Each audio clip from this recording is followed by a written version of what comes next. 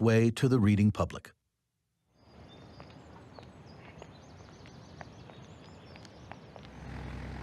He hustled hard promoting his book and his big idea. Democracies had to be armed and ready to fight at all times, he said, the United States included. Good evening, ladies and gentlemen. At this time, we're indeed pleased to have with us in our studios Mr. John F. Kennedy. This young man has a clear-headed, realistic, unhysterical message for his countrymen and for his elders. We must realize that we must always keep our armaments equal to our commitments. We cannot tell anyone to keep out of our hemisphere unless our armaments and the people behind these armaments are prepared to back up the command, even to the ultimate point of going to war. There must be no The book was timely. Americans were beginning to wonder if Hitler's military could reach the United States. Why England Slept became a surprise bestseller. His father was near preening about Jack's literary success, a first in the Kennedy clan. When the Duchess of Kent told the ambassador she thought the boy was awfully young to be writing a serious book, Joe said simply, "My experience is that my sons are very precocious."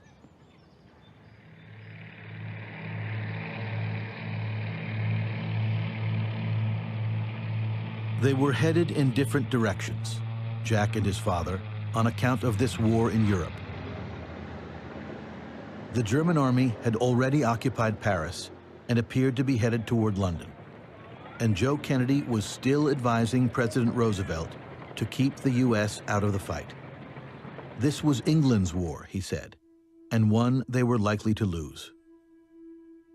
Roosevelt was actively distancing himself from his wayward ambassador. By the time Joe Sr. was recalled from London, reporters on both sides of the Atlantic were calling him a Hitler apologist, a defeatist. Yes. Nothing to say until I've seen the president. Joe Kennedy returned in disgrace and in the minority, and at some point he decided he was going to make a speech defending his position.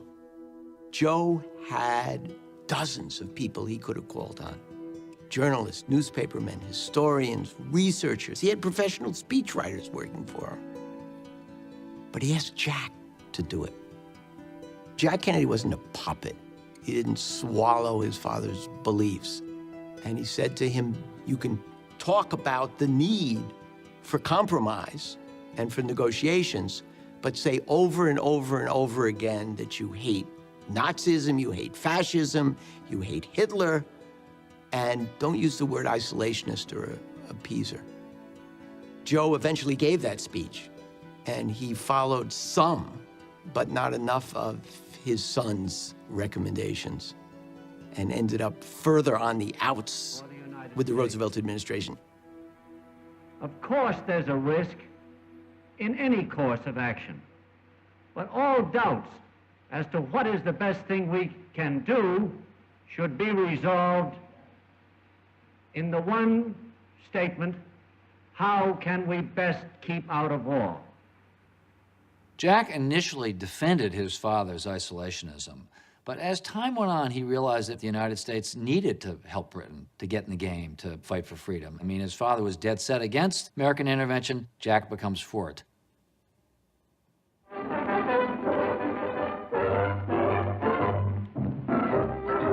Air Cadet Joseph P. Kennedy, Jr. reports for preliminary training.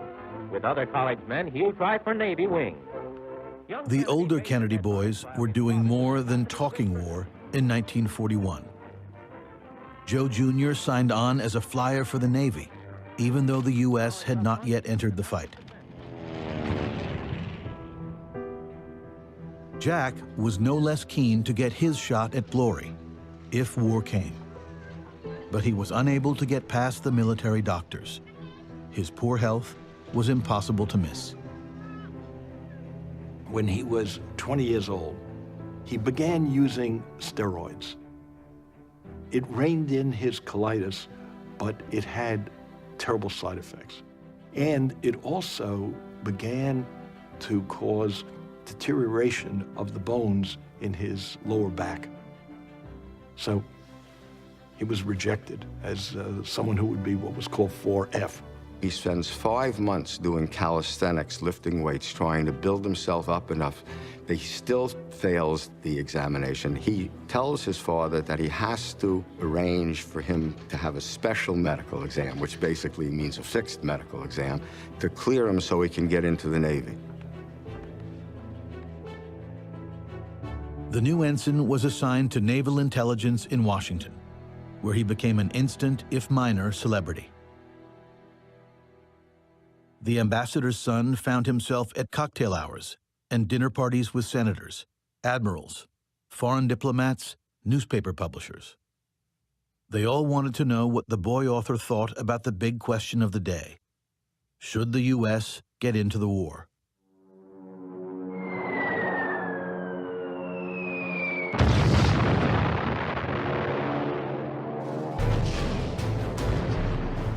The sudden criminal attacks perpetrated by the Japanese in the Pacific provide the climax of a decade of international immorality. Powerful and resourceful gangsters have banded together to make war upon the whole human race. Their challenge has now been flung at the United States of America. After Pearl Harbor, America needed warriors like never before. But Kennedy remained at safe remove in naval intelligence. When he finally, with the help of family connections, landed an assignment to train with a new combat unit, PT boats, he pronounced himself delighted.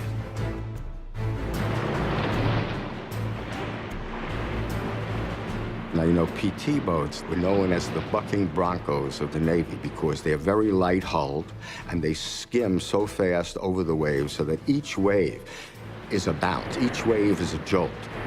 The men who served with it said he was always in pain.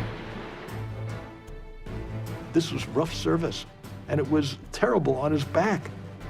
Nevertheless, he perseveres and gets assigned to the Southwest Pacific, which is where the action is, fighting the Japanese. Kennedy arrived in the Solomon Islands in the spring of 1943 and took command of a 56-ton attack boat, PT-109. He liked his 12-man crew, but was unimpressed by the higher-ups. He was a very junior officer out in the Pacific. He was on the margins of the war, but he saw how a military operated not from the top down, but from the bottom up. And one of his favorite expressions was, the military screws up everything. PT-109 skipper did little to distinguish himself in his first 4 months on duty. He and his men ran raids on Japanese supply convoys. They were shot at, and they fired back, but steered clear of major incident. Until a hot, starless night that August.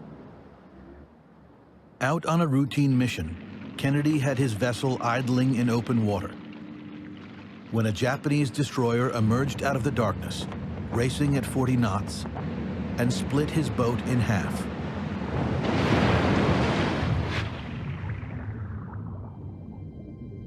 Two of his crewmen were killed immediately. It took Kennedy nearly 3 hours, swimming around in the dark, to gather the survivors onto what was left of his PT boat. His engineer, Pappy McMahon, was badly burned, in excruciating pain, and helpless. They were still stranded in open water at daybreak. Mid-afternoon, what was left of PT-109 was beginning to sink, and it looked like they had been left for dead. They're drifting, holding on to the hull and drifting in the water when he sees a group of islands about 3 miles off. He tells them they have to swim to it to survive. But how is McMahon going to swim? McMahon is wearing a life jacket. Kennedy takes one of the straps, cuts it, puts one end in his teeth, tells McMahon to lay on his back, and then he tows him the 3 miles to this island. And when he gets up on the beach, he collapses.